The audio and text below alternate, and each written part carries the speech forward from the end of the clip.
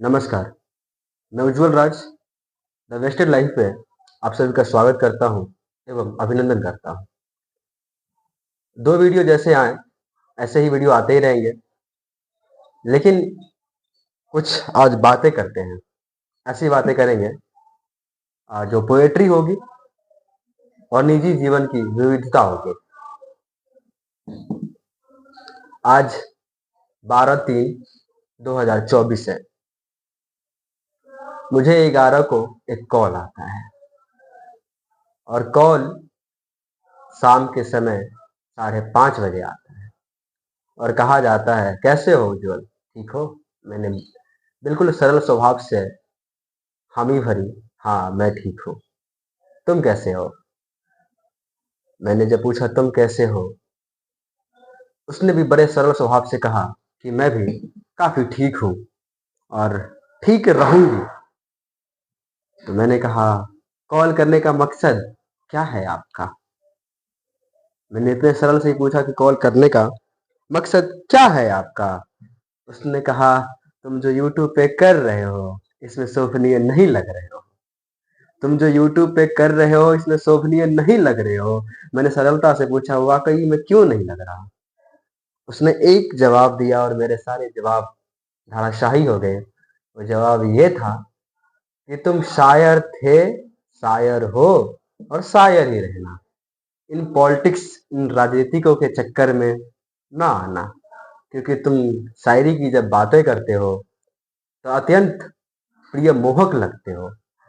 और ये इतना हिंदी सरल स्वभाव उसने कहाँ से सीखा और इतनी मधुर भाषा हिंदी की कहाँ से सीखा, मुझे ज्ञात नहीं, क्योंकि मुझे उसके बारे में अब कुछ ज्ञात नहीं। फिर मेरी बातें हुई। मैंने कहा, ऐसा क्या लगा कि मैं राजनीति की टॉपिक में अच्छी बात नहीं कर सकता?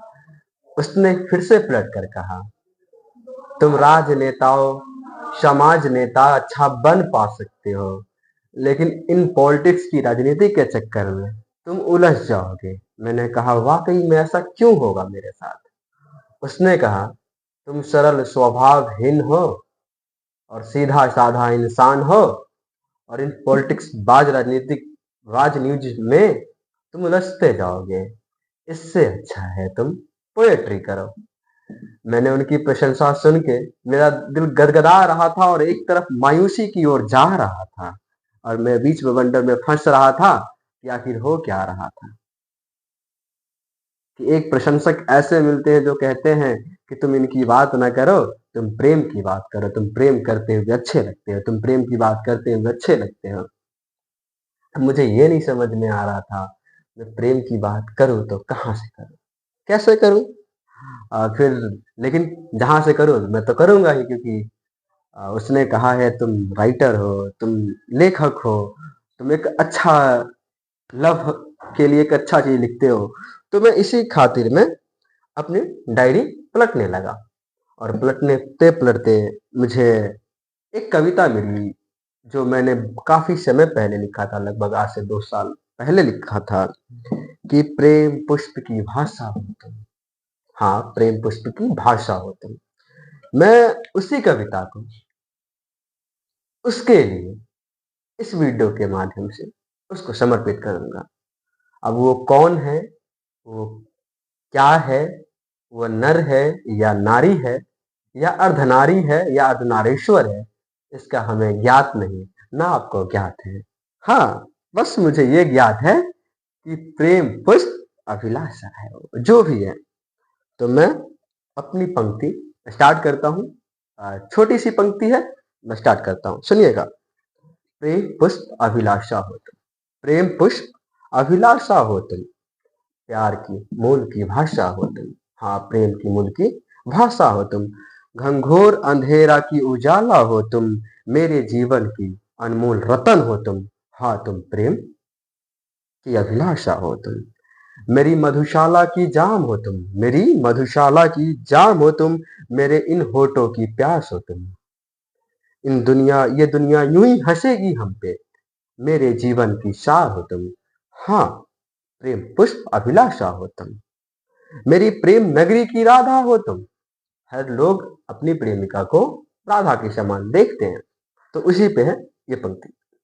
मेरी प्रेम नगरी की राधा हो तुम, हम काले श्याम की मीरा हो तुम, इस काले श्याम की मीरा हो तुम, मेरे जीवन की अमृत क्षण हो तुम, मेरी राधा रानी की राधा हो तुम, मेरी राधा रानी की राधा हो तुम। अत्यंत प्रिय मोहक मेरी श्री राधा रानी की भी वो राधा है।